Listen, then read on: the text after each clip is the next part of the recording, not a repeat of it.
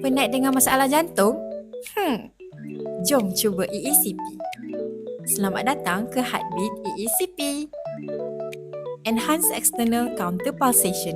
Bantu aliran darah, ringankan dada, tenangkan degupan yang tidak sekata.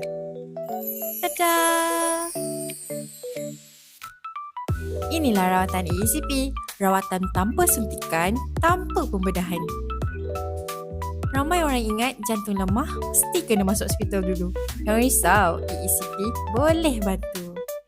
Proses rawatan EECP ni tak rumit mana pun. Sakit baring dekat katil rawatan, kemudian kita akan pasangkan kaf di bahagian betis, peha dan punggung. Kaf akan mengembang dan mengempis ikut rentak jantung kita. Setiap sesi rawatan mengambil masa lebih kurang 1 jam je. Rawatan ini dilakukan secara berperingkat selama beberapa minggu. Kebaikan EECP adalah mengurangkan simptom sakit dada, membantu pesakit dengan masalah jantung koronari, meningkatkan tenaga dan stamina dan membantu pesakit yang tak sesuai dengan pembedahan jantung. Rawatan ECP ni 1 jam je 1 hari. Jantung kita dah kerja kuat. Tolonglah dia. First time ke tu dengan rawatan ECP?